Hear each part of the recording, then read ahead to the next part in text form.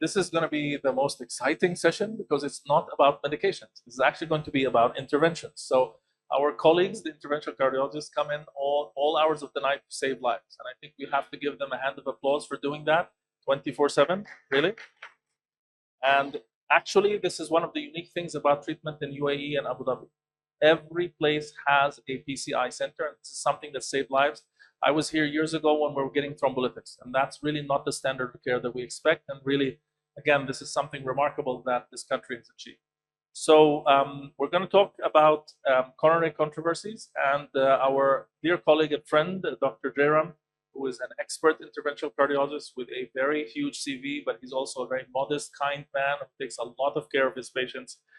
ST elevation MI, when doing an angiogram, is a question, not the answer. Please.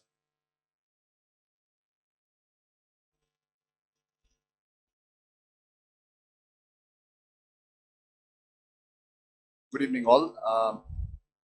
First of all, thank you to the Cardio Forum for giving me this opportunity. It's always a pleasure with Dr. Munir, with Dr. Sabur, and all of you to come here and interact. Like Dr. Hani said, you know, it's fun to do angioplasty every single time. It's less fun when it's in the middle of the night, and when you get a challenging case, it's even less fun. So I hope to have this session actually bring more questions than answers.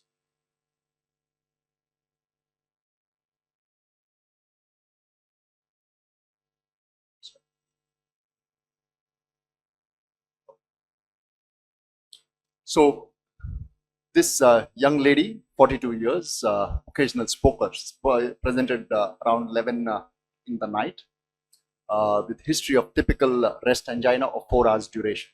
The angina was waxing and waning in the first couple of hours and then became continuous for the next 2 hours. Came to our emergency, the troponin was markedly elevated. ECG showed ST elevation in the anterior leads.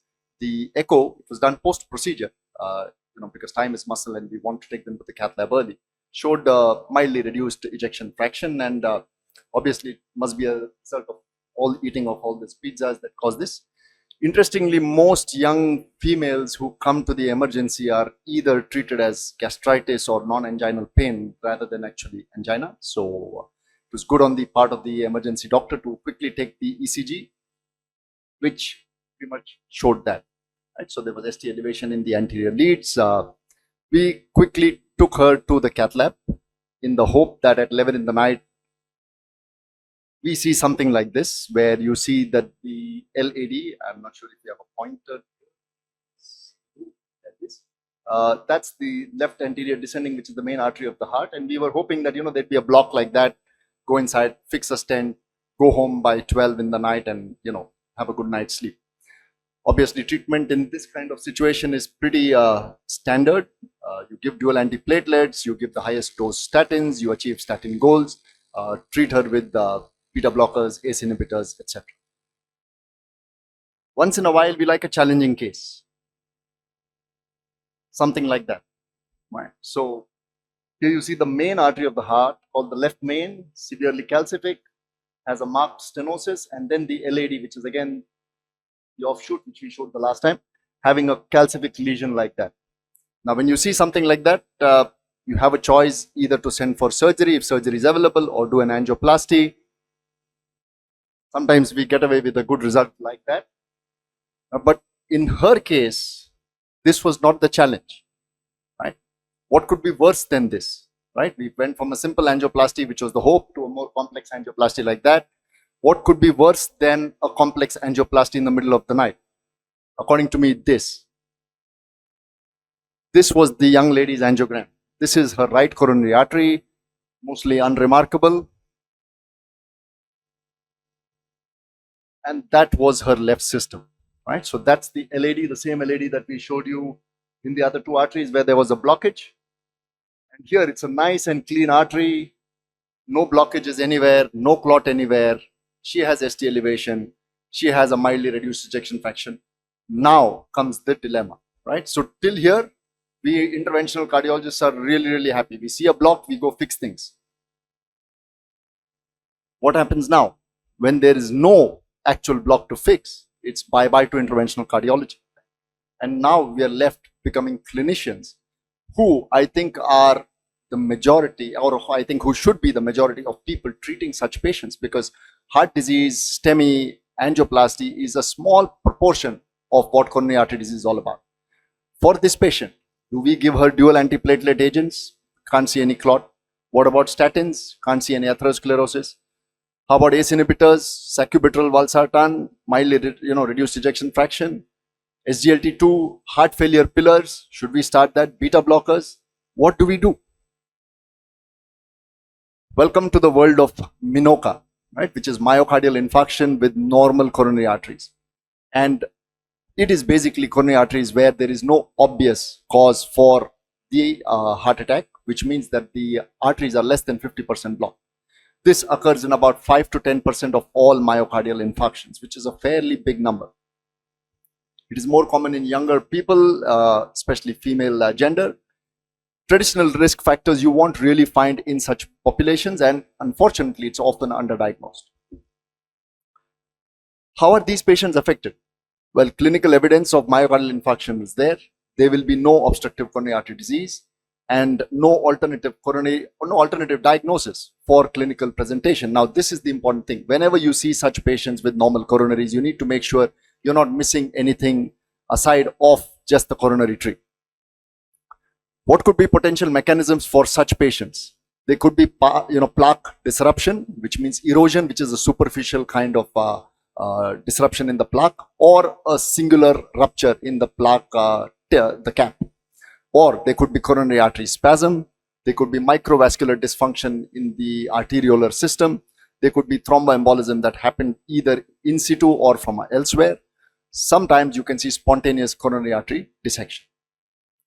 So, just to give it perspective, there is a lot of MI that comes to us which has proven or obstructive coronary artery disease, but there is definitely a proportion that comes with this kind of presentation where there is a problem with the plaque, either plaque rupture, plaque erosion, or microvascular dysfunction, severe coronary spasm, or the presence of thrombus, which causes the same myocardial injury. How do we diagnose such conditions? Well, we all take these patients with ST elevation to the Cath lab. So coronary angiography forms one of the mainstays. But apart from that, we need to use imaging techniques using the optical coherence or the IVUS. Certainly, initial presentation with labs and ECG helps. The presence of an echocardiogram and cardiac MRI are vital tools to identify MINOCA. What could be the differential diagnosis? And this is something that we need to rule out in all patients who come with normal coronaries. You make sure there is no history or clinical evidence of myocarditis or the presence of Takatsubos. Rule out pulmonary embolism, aortic dissections, and otherwise non-cardiac causes of chest pain. It's a busy slide, but it's called the signal approach to patients with normal coronary arteries and a heart attack. So the first and the most important thing is to look at the rise and fall of the troponin and the presence of a non-obstructive lesion in the coronary arteries. Now, this in the clinical context, if is present, but there is another obvious reason for it, like evidence of sepsis, clinical evidence of pulmonary embolism, or presence of a cardiac contusion secondary to trauma, then these all could raise the troponin, and we need to be wary of these. Now, if that were not to be the case, our working diagnosis is that there was some coronary artery disease. The first thing we look for missed obstruction. They could be flush obstructions of, let's say, side branches, which are missed in the normal angiogram, especially middle of the night. We are a little sleepy. We sort of tend to miss these unless you really go looking for it. Look for non-ischemic mechanisms that could have caused this. Review your angiographic findings. Get an LV angiogram if required, or a 2D echo at the same time. Again, you would be able to rule out the presence of either coronary obstructions, presence of coronary thrombus or emboli, or spontaneous coronary artery dissection. If all these are not present, then and only then will you diagnose MINOCA, which is myocardial infarction with anatomically normal coronaries or non-obstructive coronaries. Proof and further diagnosis as to the cause of this would be via three major mechanisms, using the cardiac MR as a tool to rule out, cardiomyopathies or myocarditis, coronary vascular imaging in the form of OCT or IVUS, and functional assessment to rule out spasm or microvascular dysfunction. Again, a busy slide, but it's quite a simple algorithm. So you suspect a Minoca. Were there findings that looked at non-coronary causes of a heart attack? So supply-demand mismatch, sepsis, severe anemia, presence of heart failure, arrhythmias, presence of pulmonary embolism. If yes, then treat that. If there were no, review your angiogram closely, do a simultaneous echo, or if at the same time you can do an LV angiogram, that's great. Make sure that it is indeed following the pattern of obstructive CAD. If not, look for whether you have a cardiac MR available, and it's important to have an expert that understands exactly what we are looking for and interprets it really, really well. If it's present, get a cardiac MRI done. It helps you rule out myocarditis, Takotsubo's, other forms of disease. If no, discharge on appropriate therapy, and we'll come to the therapy next. But try referring these patients back for a cardiac MRI to look for late gadolinium enhancement, look for scar tissues to rule in the presence of microvascular dysfunction. And if this is present, then maybe get him back to the cath lab to make sure there is no other cause like coronary spasm which could have contributed to this. Just a couple of things that are important for us to understand in patients with Minoca. And these patients need not present with an MI. They can present with just angina, which is ANOCA, angina with non-obstructive coronary arteries, or INOCA, which is presence of ischemia with non-obstruction. Coronary flow reserve is basically something that looks at your microvascular function as well as your epicardial flow. So if there is severe epicardial spasm or microvascular spasm or the presence of microvascular disease in any other form, you will have reduced coronary flow reserve. Normal value should be more than 2. Secondly, there is the index of microvascular resistance. This basically looks at resistance inside the microvasculature. It has to do with hypertrophy in the heart. It has to do with hypertension. Diabetes can affect it. Normally, you want the resistance to be less than 25. So if the resistance is less than 25 and if your flow reserve is more than 2, it means your microvasculature is doing a good job. Why are these important? These are conditions which can cause angina or ischemia with normal coronaries as well as an MI in such patients. If your flow reserve is reduced and your microvascular resistance is increased, this basically indicates microvascular dysfunction in these coronaries.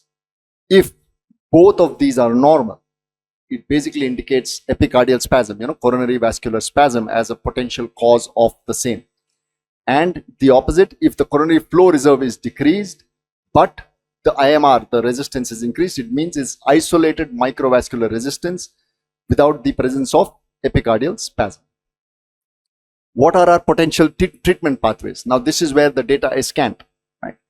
Basically, it is tailored to what we find is the actual or the potential cause for the same, for the Minoca, and therefore finding this cause becomes important.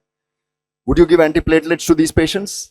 If it is thromboembolic or atherosclerotic in nature, for sure.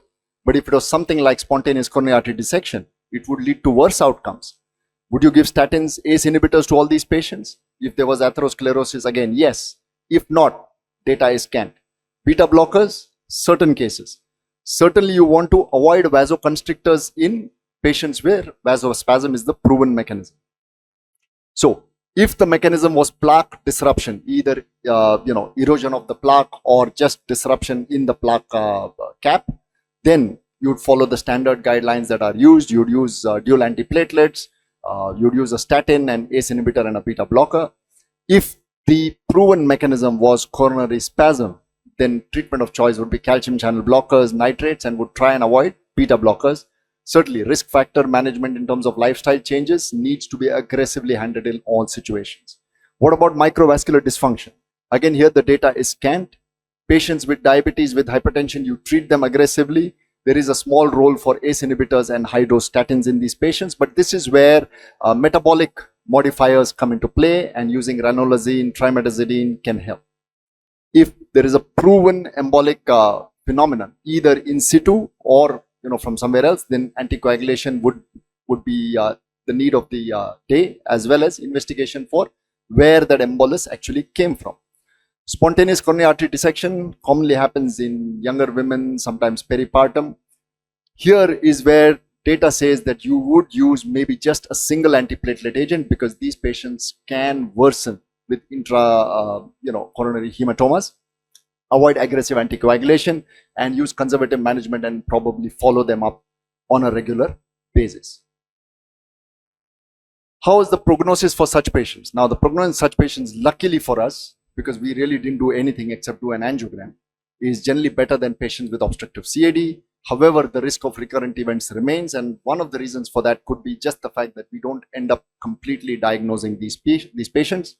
So therefore, the importance of regular follow-up, tailored treatment to take care of all risk factors, aggressive risk factor management for these patients. The bottom line, well, interventional cardiologists are still human. We cannot stent everything. Minoca is an under-recognized condition. It requires a comprehensive diagnostic evaluation, which first involves re-evaluating your angiogram, subsequently doing a cardiac MR, and then requirements of IVUS or OCT to try and delineate what caused this problem. And lastly, but not the least, if required, use of acetylcholine or other provocative agents. Thank you all. If I've left you with more questions than answers, well, that's about how we passed most of our exams in cardiology. Thank you very much, Dr. Garib. Excellent review on a fairly common topic. Can I just ask the question? So this patient who had completely normal coronaries, but obviously had ST depression, ST elevations, and clearly had an acute coronary syndrome. Is the diagnosis of coronary spasm the most likely diagnosis? Yeah, so in her case, we sort of went with microvascular dysfunction as a possible cause for it. She kept saying she's an occasional smoker, but most people who say they are occasional smokers are probably just smokers. We had the MRI done for her. It was done at 6 weeks post MI. There was late gadolinium enhancement, so certainly there was some disease there. Probably worth the while actually taking her back into the lab, doing a provocative test and making sure that there is no spasm. Yes. So any questions? This is really an excellent review of a complex topic, and within the commonality of coronary artery disease, I think this is a very important. Please go ahead.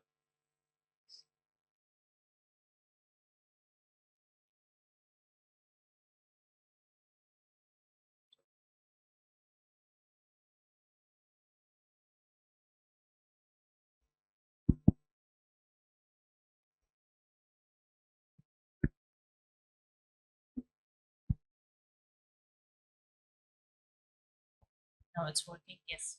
So I am a cardiology fellow. I have a question. So this patient developed regional wall motion abnormalities and ST elevation.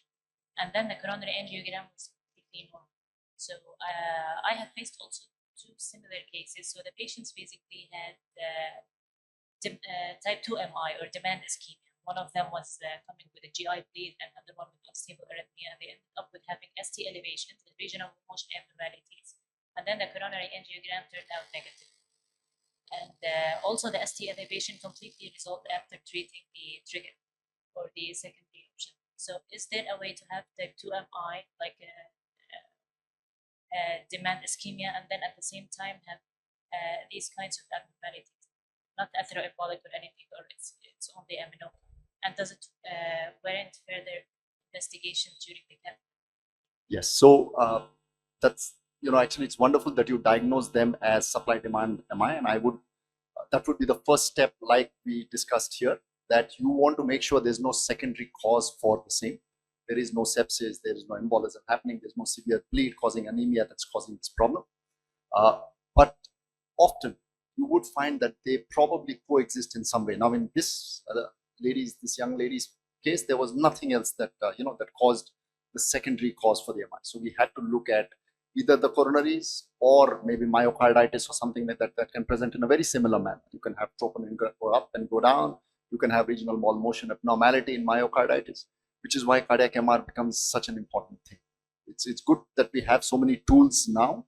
A couple of decades ago, when we saw normal coronaries, we'd be stumped and we wouldn't know what to do, right? So, but you're absolutely right. The first step to do is to make sure there's no secondary cause where there's supply-demand mismatch that's caused this whole issue.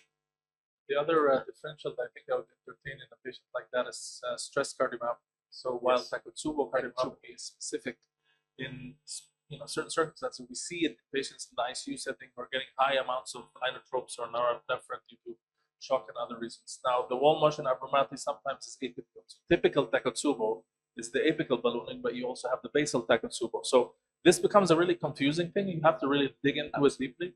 But I think the first thing to do is exclude what is the most likely based on the differential diagnosis, and a coronary angiogram is completely appropriate in these patients because the ST elevation itself does drive decision making, right? We have protocol-driven ST elevation protocols, right?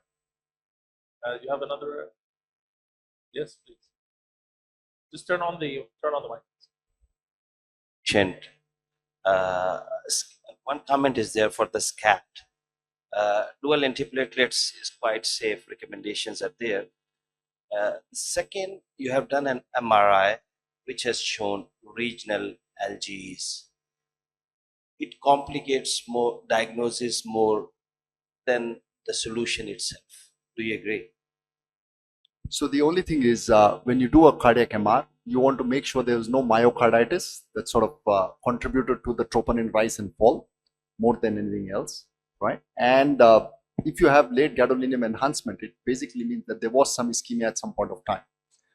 The other option is to do an IVUS or an OCT right at the point of doing the angiogram, right, to look at plaque erosion or potential such mechanisms. Yes. Dr. Amal? Yes.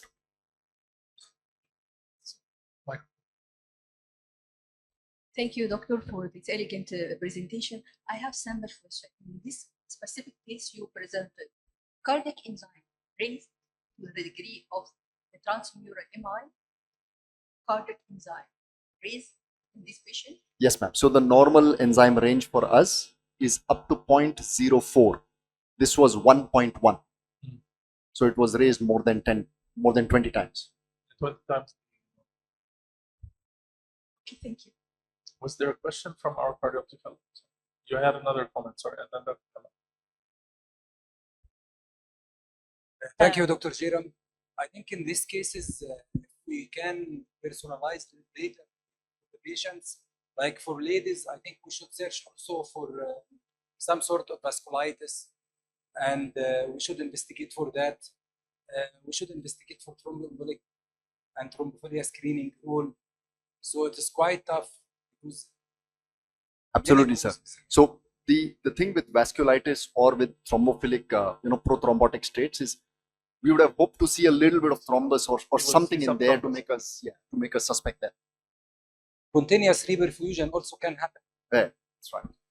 So I think the differential diagnosis of these patients is complex and difficult, and they do deserve a little bit more digging, right? I mean, normal coronaries doesn't mean they're not going to have another event, and this is the other misnomer that's very important. But I think this is why this literature has evolved in a tremendous way.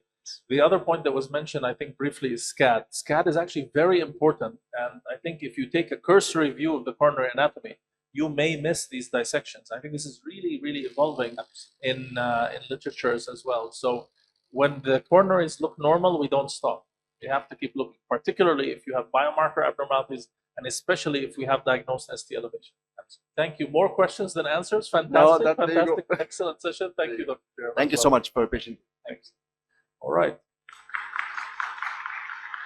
So the next, who needs no introduction, of course, my dear friend, my mentor, and Dr. Abdullah, of course. No, after? We're switching? Mesh. Also my other dear friend and a very close colleague, again, Dr. Muhammad Andron. So we're going to be talking about the left main stent and longitudinal compression. No, actually, I've changed because Dr. Ahmed Munir asked me to present something different, a little bit more different than angioplasty.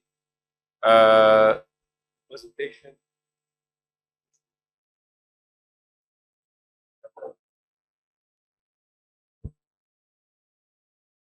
Really confused. Can you put the presentation? Yeah, so Dr. Ahmed asked me to present on TAVI, which is transcaster aortic valve replacement, something we don't do commonly, but so I want to show this case, which is a complicated case. So yeah, so this is a 75 years old lady with treated hypertension, and she has severe progressive aortic stenosis with normal left ventricular function. So she came to us, actually she was private patient, came and she was the mother of one of our colleagues for evaluation. So her echo showed evidence of severe aortic stenosis, good left ventricular function, moderately calcified aortic valve, as you could see there. So the valve, aortic valve, is looks tricuspid and calcified. So before we go there, so basically that case, that lady, she has severe aortic stenosis. Discussion with her about surgery versus transcatheter replacement of the aortic valve. So she's 75. She has on the CT scan, we do routinely CT scan. She has normal coronary arteries, and she was overweight. She was not. She's not really want to have a surgical replacement of the valve. And I think according to the guidelines, AHA and European guidelines, with her age, with normal coronary arteries, she would be favoring transcatheter aortic valve replacement. So we do normally pre-measurement of the valve with the cardiac CT as a routine to firstly assess the aortic valve itself, the leaflets, the size of the annulus, and also to assess the access to the valve. Usually the access is done through the transfemoral approach, which is the most commonly used access, and is actually the preferred access in general, which data showed that the mortality is less if you use transfemoral access. So here, this is the standard procedure. We go with usually ultrasound guidance access to the femoral artery, and you can see here we go above the bifurcation of the common femoral artery with ultrasound guidance, and also we confirm sometimes by the contralateral injection from the other side that we are actually in the right spot. Because the femoral complications, believe it or not, is actually the most common complication of the transcatheter aortic valve replacement, because we use a very big sheath. So the sheath used is like it's really big, like 16 to 18 French, which is much bigger than the standard sheath used for coronary angioplasty, which is 6 French. So it's like almost 3 times bigger than the standard sheath. So what we do routinely, we put a temporary pacemaker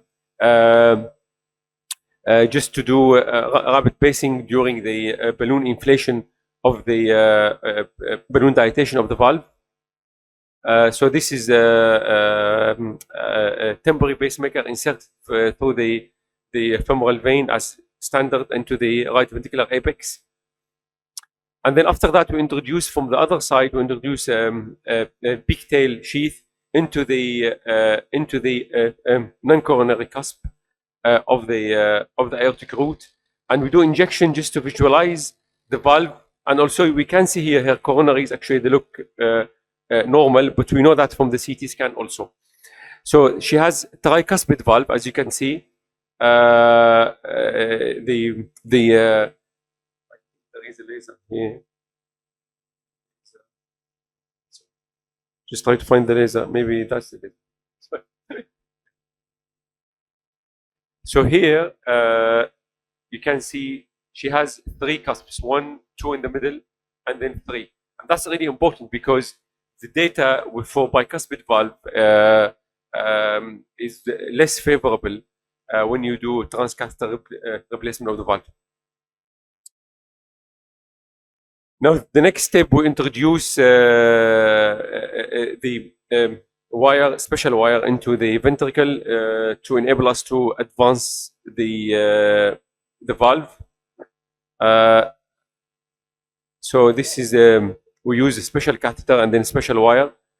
So the valve is crossed with the catheter, and then we exchanged into more specialized wire to allow us to like stiff wire to allow the valve to go without kinking. And the next step is balloon valvoplasty. So the valve is calcified. We need to dilate the valve. So we use a special balloon to open the valve, crack the calcium, and allow the valve to expand. And then this is the valve advancing through the aortic arch over the super stiff wire into the place where you want to deploy it. And the valve is made of nitinol, so it's loaded inside the sheath. So basically what you do is you pull. There are two types of valve, but the valve we use commonly is loaded inside the sheath. Is nitinol made. So when you remove the sheath, the valve will expand inside with the temperature of the body. So here now we try to deploy the valve. This standard technique which we use to deploy the valve, and we use pacing to allow so not much movement of the inside the heart, because if the heart is moving too much, then the valve would move also, and you would not be able to deploy it in the right place. So here now we deploy the valve slowly, and we take pictures just to make sure that we are in the correct place. And then here now a little bit more deployment of the valve. So here now we try what we are doing. So this is the valve here. We try to open it slowly to allow it to expand, because this is a nitinol valve. So you do it very slowly, allow the valve to expand, and at the same time you have control so the valve doesn't jump in or pop out. So here again, the valve is deployed a little bit more, about 50%, and looks good. Now here, probably around 50% deployed, and we can see the height. So this is you can see the metal there, which is nitinol, and the height is here is pretty good, and the other side is good as well. So here we're almost ready for deployment, and we took the final picture before deployment, and looks good. So we want around 5 millimeter below the aortic annulus, or below this cusp here, and that is around 5 millimeter. So here we're ready for deployment. Again, more pictures. We want to make sure, because there is point of no return. So here at this stage we can resheath the valve if you want, but there is point of no return where we cannot actually do anything with the valve. Now here in the picture there, you can see the valve actually has jumped, so has moved into the ventricle more during deployment, and that can happen sometimes, especially if the patient has a left ventricular hypertrophy, or if the pacemaker was not really sufficient pacing, or like a little bush on the valve. So the valve here is moved significantly into the ventricle, and you can see with the injection of contrast, she has severe aortic regurgitation because the valve is not in the right place. And the patient, so she would go into pulmonary edema very quickly, and she will be very severely hypotensive. So what do you do? So the valve is moved downward inside the ventricle. So this is called low valve deployment, which could lead into severe paravalvular leak, conduction abnormalities, because now the valve is touching the conduction system inside the heart in the septum. It can lead also to valve embolization and obstruction of the LVOT. So it's quite significant complication actually. But luckily in this case, did not move that much. So it moved maybe around, maybe around 10 to 12 millimeter deep, and a little bit more, it would have actually embolized into the ventricle. So the management would be, sometimes you can do post-deployment dilatation to expand the valve more, and then that can lift it up. But that's only successful if the valve moved a little bit, not too much. We can snare the valve, and that's quite a complex procedure, or surgery, which is probably if the safest option if the deployment is deep, or we can deploy second valve inside the old valve if there is no obstruction of the structures around the valve. So here in this case we did quick echo, and the echo showed the mitral valve is okay, because if the valve is actually moved quite deep, it would cause obstruction of the mitral valve itself, because very close proximity. So here in this case what we did, So you can see the aortic regurgitation is quite severe. And then what we did, we took another valve for the same axis and we tried to deploy it a little bit higher. But of course, this has to be done very quickly because the patient was going really downhill. So this is the valve deployment. And the valve is deployed and there's no AR anymore. So, and we remove the catheter carefully because otherwise it could snare the valve with it. And this is the final picture. You can see there's minimal aortic regurgitation and the valve looks good.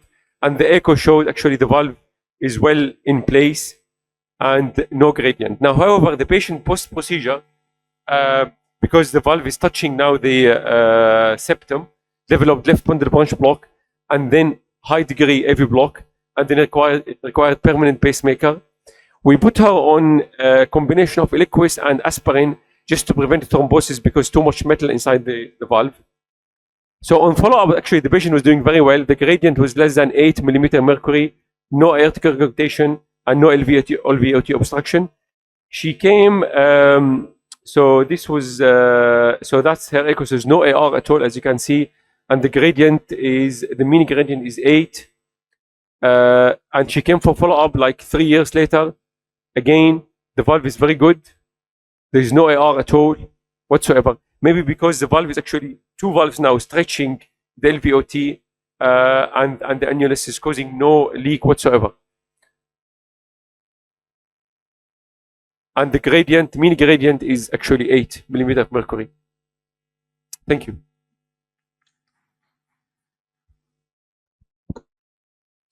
Thank you very much. It's an excellent case. So I think TAVR is becoming sort of a standard of care in lower and lower risk patients. I think the experience of our interventional cardiologists and also managing these complex cases reflects on that. I think this is also something that's not supposed to be specific to any one center or other. I think this is a remarkably different kind of procedure that has revolutionized our therapy. So I think the more centers that do TAVR, the more benefit we can do. And I think this is really something that's very important to highlight. Any questions for the speakers? Thank you, Doctor, for presentation. My question: will you use aspirin, antiplatelet, and NOACs for how long duration? The guideline says after TAVR you use only single antiplatelet. It's enough, unless the patient had atrial fibrillation. So this is the guidelines. In her case, we give her Eliquis for 6 months, actually based on no data whatsoever. But because we thought she has like 2 valves inside, so maybe better to be more anticoagulated. But no evidence. Guideline says only aspirin, only single antiplatelet, aspirin or clopidogrel for life. No. There are 2 studies on NOAC showed no benefit, actually higher risk of bleeding. But in her case, because she was complex and 2 valves together, we give her Eliquis and she was low bleeding risk. But the guidelines clear, only single antiplatelet. Unless if the patient has PCI or stent recently, then you would continue with the same dual antiplatelet. So just ask a question, returning to the amyloidosis story. So would we screen this patient for cardiac amyloidosis? No, we didn't. No, she was actually the right age for aortic stenosis, 75. She didn't have that very bright left ventricle as you would expect with amyloidosis. She didn't have her ECG showed LVH, so it's not like low QRS complexes. So no carpal tunnel syndrome, no neurological symptoms, normal renal, and no proteinuria.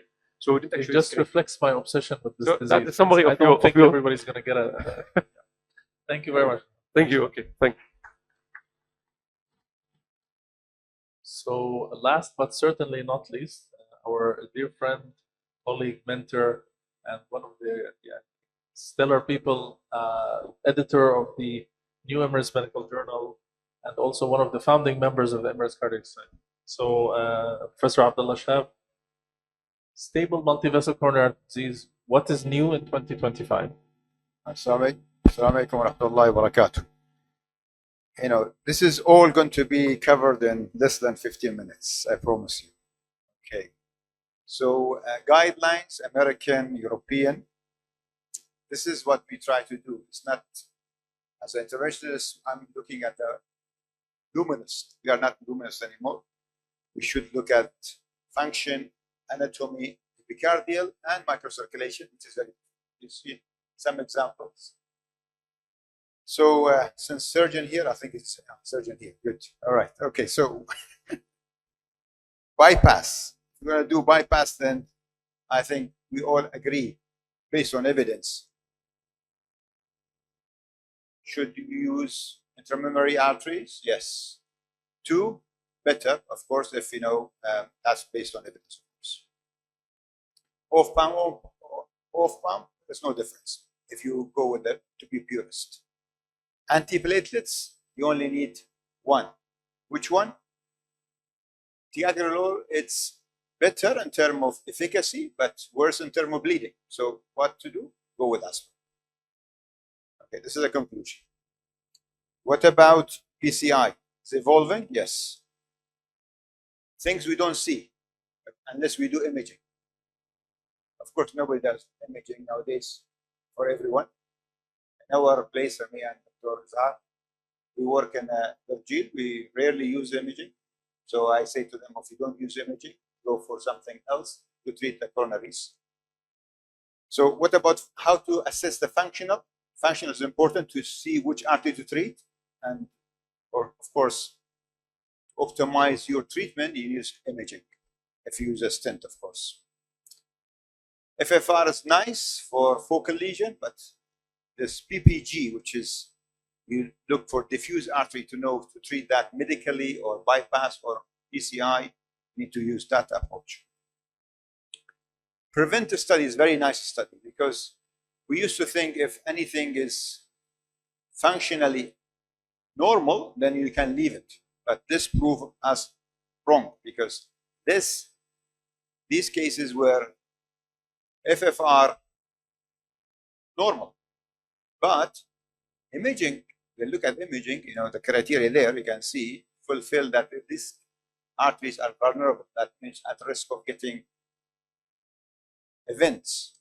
But they treated using a stent. But I think that's the problem with the stent. Future should be treated in a way that you keep that artery native. How to do that? Evolving, is coming. So vulnerable arteries, not benign. And you see the infarction happens in the lesion which is 30 or 40% stenosis, not the one which is 90% stenosis. Okay, so that's the conclusion of that one. So position the PCI as dynamic, physiology based, and of course the imaging, which is we use normally nowadays, supposed to be used for what? For optimizing our stent, not DCP or anything else, optimizing our stent, but again, underused.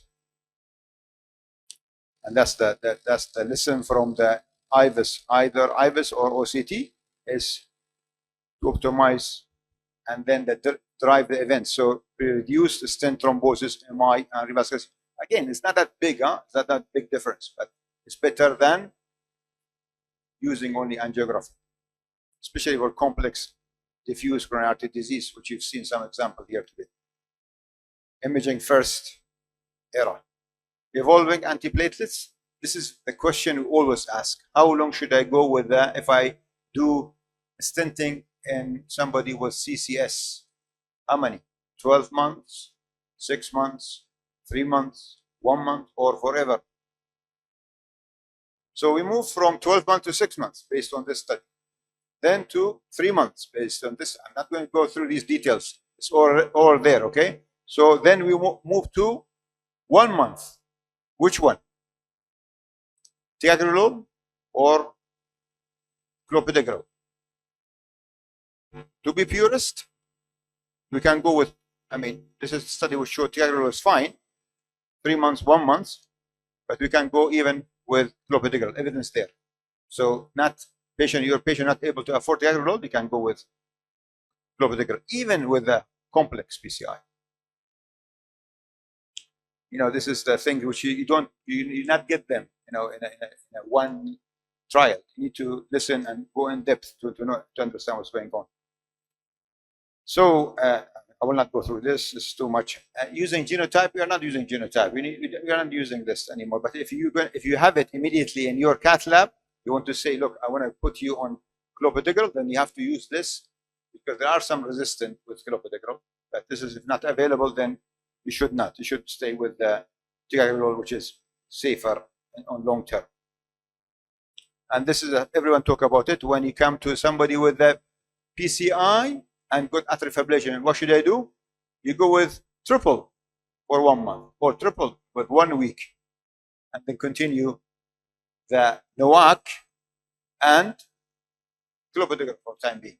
Okay, more data on that. I've already spoken about this. So short DAPT. With the new innovation in terms of PCI, you can go 1 week, but again, should be on a case by case. This is the beauty of CTA. I think I'm overusing CTA in the country because I like to see the anatomy.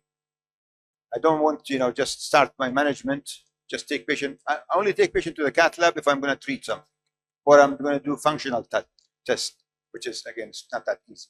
So CTA is important. It's not just for anatomy, for function and imaging. You know the vulnerable arteries through this. You can, there are studies tells you can see from inside outside, because that's the way atherosclerosis grows, from outside in or inside out for erosions. Nice pictures. We have another day we talk about this. What about bypass and PCI? Bypass and PCI, diabetes, yes. Multivessel, yes. Left main, multivessel, yes. But okay, PCI reasonable for low risk, elderly, and poor surgical candidate. We all agree about that. And our fellows, our cardiac surgeon, they don't touch these patients. They leave it for you. Okay, leave it for us. What about heart failure, HFrEF, and CCS?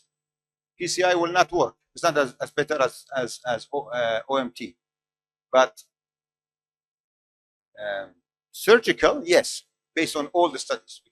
New studies coming, still not there. All the studies should suggest that. Age is important, of course. Colchicine, I will not talk about this too much. I leave this. What about myocardial bridge? I think some of you have seen that, myocardial bridge, LAD mainly. What should I do with that? If it's symptomatic, depends on the length and how much symptoms the patient, then these are the options you have. Again, these are not randomized clinical trial. These are mainly case-by-case observation studies. So you have medication, you have a stent, you have surgical, but in a good hand now. We already talked about the cabbage with the low ejection fraction. We talked about that. What about colchicine? Mixed results. Okay, ischemia study. Sorry, I just go back to that one. Ischemia. Everyone talks about ischemia. Yes. So ischemia tells us we should always start with medication. Medication is important. Optimize it. You should not be in a hurry in terms of intervention, because you're only gonna improve the symptoms. Rarely improves the outcome. You don't have anything to suggest that until now. Okay. Colchicine, we have two studies. One in favor, one says no. So what should we do? The guidelines, unfortunately, is still there. It's A1. Huh? So colchicine is there for CCS, but the new study should, disagree with that. What about polypill? Everyone talks about adherence. The commonest cause of failure of anything is adherence. So if I can make the medication, I put aspirin, statin, whatever, and all in one tablet, make life easy for my patients. Of course, these are the studies showed, patient reaching the goals in freedom, where the bypass win against PCI, only 20% on a goal for their medication. No doubt, we are not doing a good job. So we talk about intervention, fixing things, but leaving the patient. Not good thing. Polypill, based on evidence, it works. So it needs maybe more kind of that presence in our region, so we can make our patients' life much easier, based on also on the guidelines promoting that. So invasive strategy offers symptoms relief, not survival advantage. Patient with more angina and lower age may benefit more. OMT first. Okay. This is the crack of. I think this is where we need to spend time. Don't hurry and open everything. There are 2 days event on this kind of about microcirculation. Epicardial, you have structural, you have functional. Microvascular, you have structural, you have functional. We should look for this. If you don't look for it, maybe you say, look, doctor, it's very invasive. What are you going to get? At the end of the day, you're going to put on medication. I know. But at least when you know the diagnosis, patient will feel relaxed. Otherwise, you tell something in his brain or her brain. You make her hate everything. They go to traditional, go to the media, look for something else. So you need to, we as a physician, we need to tell the diagnosis before we start treatment. That's all together. So, in conclusion, I want to say, okay, the microcirculation, we already talked about that. CABG and PCI must be matched to anatomy, age, and comorbidity. PCI becoming more physiological, imaging guided, and personalized. OMT remains fundamental. That should be all over. So these 3 things I mentioned, OMT, PCI, and CABG should go hand in hand. Not say I am better or this better, because we need them all. Thank you very much.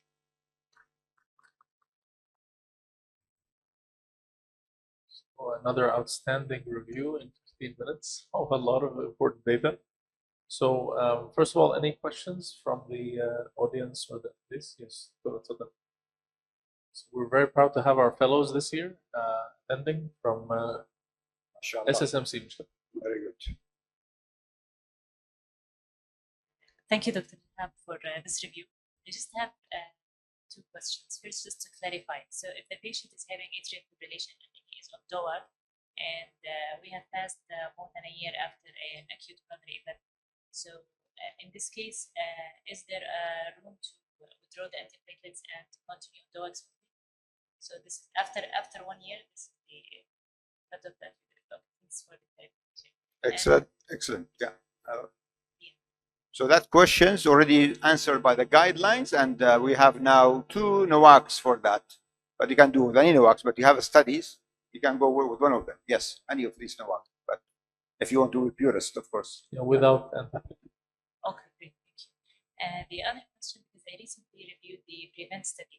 It's very interesting, the finding that they found that there is actually a role of stenting a vessel that is not significantly included, but the plaque is vulnerable. But how to say? Yeah, it was difficult for me to understand in which scenario this will be beneficial, because like in Odyssey study also, the inclisiran showed benefit in vulnerable plaques. There was no studies on vulnerable plaques on moderate intensity statins and ezetimibe, but inclisiran there is benefit in Odyssey study, and PREVENT there is benefit of stenting those lesions. So I was confused which scenario would benefit from stenting such a lesion. Yeah, for me, the PREVENT is an eye-opening, because it's not just what we see, and not only what we maybe do functionally. There is underlying things which is hot. You don't know what's the plaque look like. So they see it with imaging. The criteria is clear when you think is but we don't look for that. Honestly, we don't have time. We are not have expertise, and we fear of, if we're not doing it on a regular basis, we might cause more harm. So, but anyway, I think the whole idea of this, they need medication, lifestyle. This is more important than just fixing that. The way they fixed it, for me, I think is still shortcoming. Putting a foreign body there, stent, I think stent is made to save life for acute things. For chronic things, it's been built for a long time. You need to do something in a nice way, not a. And can you imagine CCS been building over years, 20 years, 30 years, that lesion, okay? And in a matter of 60 seconds, you want to open that. Does that make sense? So it's a little controversial, this study. I don't know if you went to ACC. There was a lot of discussion about the study, and people asked the same question you asked. So one of the big issues I see in this study, that the average LDL in these patients was 91. Yes. Okay, 91. So that's not OMT. OMT, you can call it OMT, but it's not. As per the current guidelines at the time of enrollment of the study, a patient with coronary artery disease, stable coronary syndrome, LDL less than 55, 1.4. So there's a 40-point difference in what you call OMT. The second thing is, just to make it clear to the audience, they used more advanced imaging than FFR. It was FFR plus near-infrared spectroscopy, thin cap fibroatheroma, a lot of additional definitions of vulnerable plaque, which I think we agree on, but we know from historical data that vulnerable plaque can be devulnerabilized using PCSK9, statin, mezitamine, right? So this goes almost opposite to the two studies that used PCSK9 in the early phase patients. One was using alirocumab and one was using evolocumab, where there's a complete change within 6 months of those same parameters. So I would argue that if we took the same people and put them on really intensive lipid therapy with PCSK9, the results would have been different. Exactly. That's what they need. They stabilize it. And the medication like statin, there are lots of medication coming. And we see a regression even with the statin. Doesn't need to be fancy, anti-lipid, but of course, the whole idea of using this one, which is more convenient because you keep the LDL for a long time at that level. But because of the statin, you need adherence. Otherwise, you will not. Which is good question. Thank you. Thank you. Excellent questions. Thank you. Any more? I think they had enough. Thank you very much, Professor Thank you. Abdullah. Always a pleasure. And to conclude tonight, we can go to the dinner now. It's a great end to the first day.